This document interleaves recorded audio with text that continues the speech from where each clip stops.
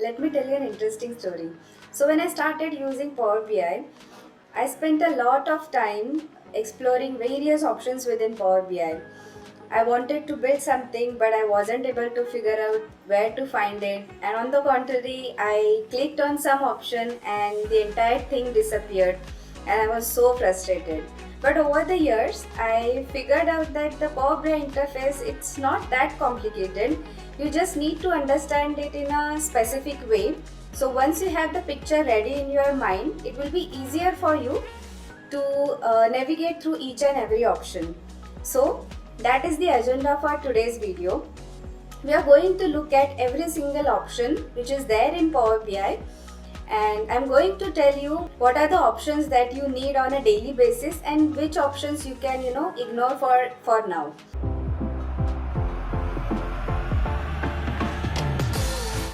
Hello everyone, myself Shamali and I welcome you back to Analytics with Shamali. So if you are joining for the first time, this is episode 2 of a complete beginner to intermediate Power BI series. So episode 1 covered what is Power BI and how to install it. Today we are going to do something that most tutorials either skip over or rush through, a proper opinionated tour of Power BI desktop interface. So let's get started. So this is what a Power BI interface looks like when you first open Power BI. So if you look at left side, there are 5 options available. First one is the report view, second is the table view, model view, DAX query view, and then TMDL view. In report view, this is the report view that you will see. So here you create all your visuals and format those visuals. So 60 to 70% of your development time you are going to spend on this report view. Second is the table view. So this shows what is the raw data present in Power BI. So suppose you created some visual, and if the data is not looking correct in that visual, then this is the first place you are going to check, because this shows what data Power BI actually sees. Then model view, this is one of the most crucial part in the entire development process, because this view indicates how various tables are related to each other. So suppose you are working with a sales data, and you have sales data, products data, customers data, and suppose you have to get data from all these 3 tables, then you have to join these tables. This is the place where you are going to create your data model.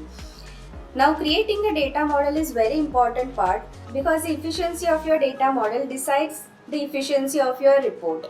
I'm going to create a separate video on how to build an efficient data model, but just for the introduction purpose, this is where you are going to build your relationships.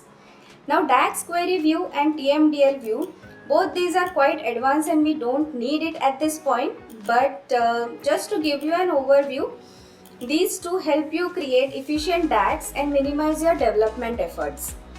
Next is we are going to look at the toolbar on the top side. So here you have various options like home, insert, modeling, view, optimize, help, and external tools. So if you are confused where to start with, then better start with home option.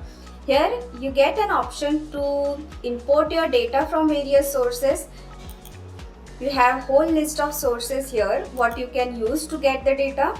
Then there is an option to transform the data, which includes cleaning, creating calculated columns, and lot many things. You can access data source settings here. You can refresh the data from this option. Then you can add various elements like new visual, text box, more visuals, measure, and lot of other options. So this tab gives you most important options that you are going to need every now and then. Second is an insert.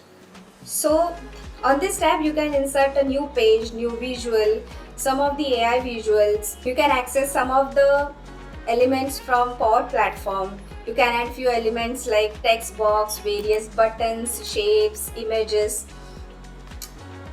Then modeling. This gives you an option to manage your relationship. So this is the current active relationship I have in this data model, but you can create relationship, update the existing relationships. Then you can create new measures, quick measures, columns, table.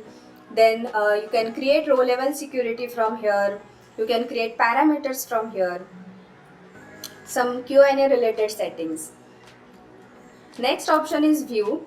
So this option controls what you are going to see on your Power BI interface. So if you just focus on this, filters is selected, so I see a filters pane here. If I select bookmarks, then another pane is going to add here called bookmarks. Then selection, performance analyzer, sync slicers. So these options can be controlled from the view tab. Then optimize, it's self-explanatory. It's used to optimize the performance of the report.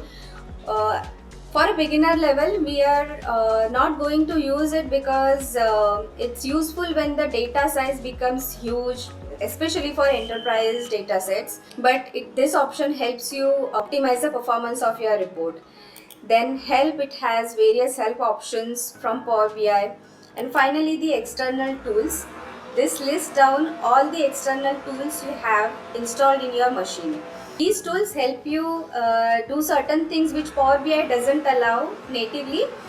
And on the other hand, if you want to minimize your development efforts, then also you can utilize these external tools.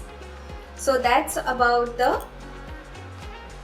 top toolbar section. Next part is the right side of the interface. So it has 3 tabs: filters, visualizations and data. So for filter section, there are 3 options that you get generally when you create any visual.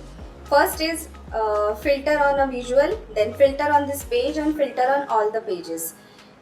For now you see 2 options because we have no visual created, but as soon as you create a visual, you get the third option of adding a specific filter on a particular visual. Second is the visualization pane.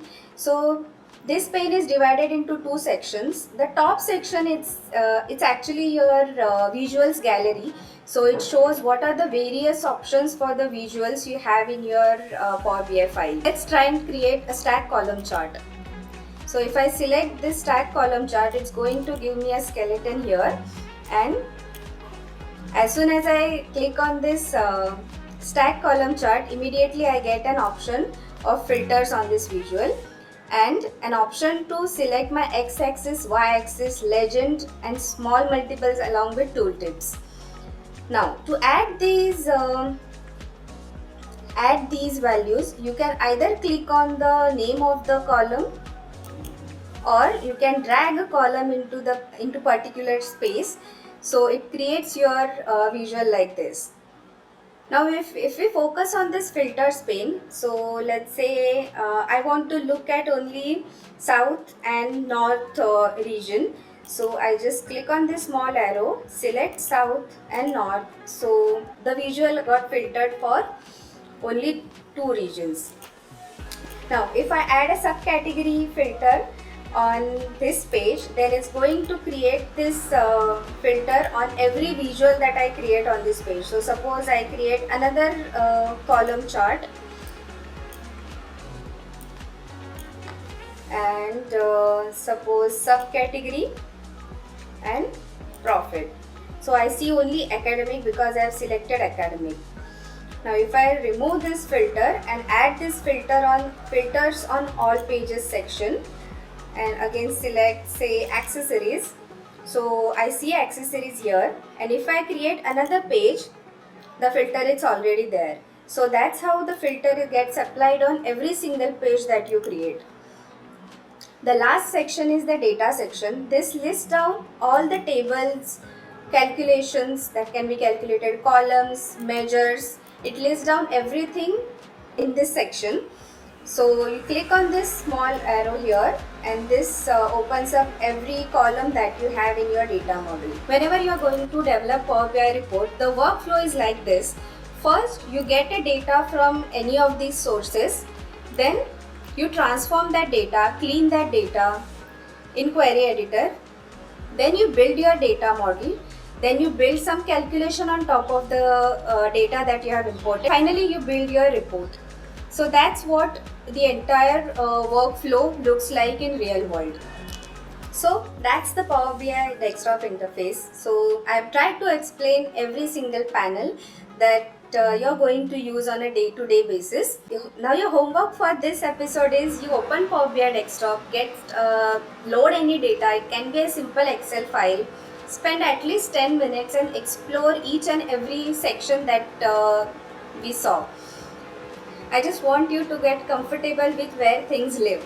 Episode 3 is next week, and it's the one that actually changes how you work with data forever. We are going to connect Power BI to its very first data source, and I'll show you a complete walkthrough of the query editor, how we use query editor to clean and transform the data.